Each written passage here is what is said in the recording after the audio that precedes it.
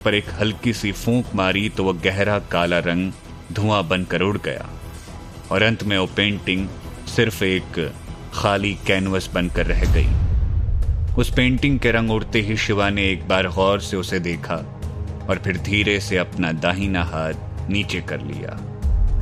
उस काली शक्ति के वहां से जाते ही वहां का मौसम एकदम साफ हो गया। सारे बादल अचानक से छंट गए और खुशनुमा धूप एक बार फिर से खिल उठी। साथ ही चारों ओर असीम शांति छा गई। अभी अभी वहां जो कुछ भी हुआ था उसे देखकर शिवा के पीछे खड़ी पल्लवी, कृष्ण भार्गवन, मैनेजर रंगनाथन के साथ साथ बाकी के सभी कर्मचारियों के होश उड़ गए। ये सब क्या हो रहा है? वो चीख और वो काला साया, ये सब काला जादू था। बहुत बहुत धन्यवाद शिवा। मैं कृष्ण भार्गवन आपके इस उपकार को हमेशा याद रखूंगा। ये तो आपका बड़प्पन है भार्गवन जी। दरअसल आपकी उस पेंटिंग में किसी ने जानबूझकर काला टोटका किया था। उस पेंटिंग में भगवान शेषनाग की आंखें बंद थीं और आपने उसे अपने हॉल में ठीक अपनी आंखों के सामने लटका रखा था। अगर आप कुछ दिन और उसे यहां रखते तो आपकी आंखों की रोशनी चली जाती। तभी मैं सोचूं कि पिछले कुछ सालों में मेरी नजर इतनी कमजोर कैसे हो गई।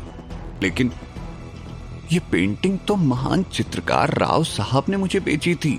कृष्ण भार्गवन के मुंह से निकला नाम शिवा को जाना पहचाना सा लगा, लेकिन फिर भी उसने उस पर कुछ खास ध्यान नहीं दिया। तभी अचानक कृष्ण भार्गवन ने अपना सर खुजाते हुए कहा, मुझे सब कुछ समझ आ रहा है। अब तो इस मामले की तहकीकात कराने की जरूरत भी नहीं है। सब कुछ तो साफ है। सबको पता है कि आजकल राव साहब स्वामी खानदान वालों के साथ हैं। इसीलिए उस उस्ताद रंगा स्वामी के कहने पर उन्होंने जानबूझकर मुझे अंधा करने के लिए यह सब किया होगा। मैं कितना बेवकूफ हूं जो उनकी चाल समझ भी नहीं पाया। जैसे ही शिवा ने स्वामी खानदान और राव साहब का नाम एक साथ सुना तो वह अचानक से चौंक गया। ये वही राव साहब थे जिन्होंने उस्ताद रंगा स्वामी को पुराने बरगद के उन दिव्य फलों के बारे में बताया था। इन दोनों हादसों के बाद शिवा इतना तो समझ चुका था कि राव साहब कोई मामूली आदमी नहीं है। शिवा, मुझे माफ कर दीजिए, मैं बहुत शर्मिंदा हूं। आपसे मेरी एक छोटी सी विनती है, क्या आप हमारे यहाँ की बाकी चीजों पर भी नजर डाल सकते हैं? भार्गवन खानदान आपका यह एहसान कभी नहीं भूलेगा। पल्लवी की विनम्रता और ईमानदारी को देखकर शिवा चौंक गया। मैनेजर रंगनाथन के तेवर भी बदल चुके थे। वो तो मानो बिना कहे ही शिवा का भक्त बन चुका था। शिवा, मेरी भी आपसे यही प्रार्थना है, प्लीज हमारी दुकान की बाकी चीजों पर भी नजर डालिए। पता नहीं और कौन कौन सी चीजें काले जादू से भरी पड़ी हैं।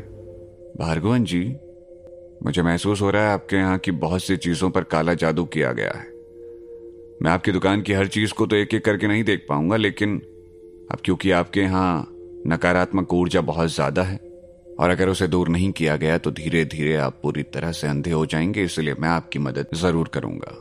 आप में से कोई मेरे लिए कुछ सामान की व्यवस्था करवा दीजिए प्लीज। मुझे एक पारे का बर्तन, कुछ काली स्याही और एक पेंटिंग करने वाला ब्रश चाहिए। शिवा की बताई हुई चीजों के बारे में सुनकर कृष्ण भार्गवन चौंक गए। फिर भी उन्होंने अपने कर्मचारियों से वो सारा सामान लाने को कहा। शिवा ने उस पेंटिंग के ब्रश को पारे के बर्तन वाली स्याही में डुबोया और मन ही मन एक प्राचीन सुरक्षा मंत्र का जाप करते हुए जमीन पर कुछ आड़ी तिरछी लकीरें खींचने लगा।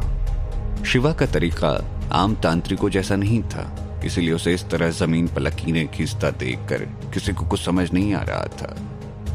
उन आड़ी तिरछी लकीरों को देखकर पल्लवी ने चौंक कर फुसफुसाते हुए कहा, नहीं, शिवा, बच्चों के खेल वाले 7 पाले तो नहीं बना सकते?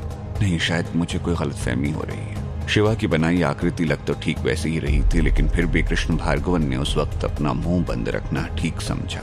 मैनेजर रंगनाथन ने उन लकीरों को देखते हुए पल्लवी से कहा, लग तो कुछ वैसा ही रहा है मैम। हमारे यहाँ इसे थप्पा कहते हैं। बस उसमें पालों के नंबर भी लिखे होते हैं, 1 2 3 4 5 6 और 7। लेकिन शास्त्री जी ने ये यहाँ क्यों बनाया है? जैसे ही शिवा ने अपनी चित्रकारी पूरी की तो वहां मौजूद सभी लोग आपस में खुसर फुसर करने लगे। आप सभी ने खेल अपने बचपन में जरूर खेला होगा। बस उसी खेल की तरह आपको एक एक कर इन 7 पालों से निकलना है और आप पर किया गया काला जादू आपके शरीर से बाहर निकल जाएगा। बस इसकी शुरुआत किसी कुंवारी कन्या से करनी होगी। लेकिन शिवा, ये तो बच्चों का खेल है, इसे खेलने से काले जादू का असर खत्म हो जाएगा। उस हॉल में खड़ा हर इंसान उस वक्त शिवा से यही सवाल पूछना चाहता था, इसलिए कृष्ण भार्गवन का सवाल सुनकर सभी जवाब के इंतजार में शिवा को घूरने लगे।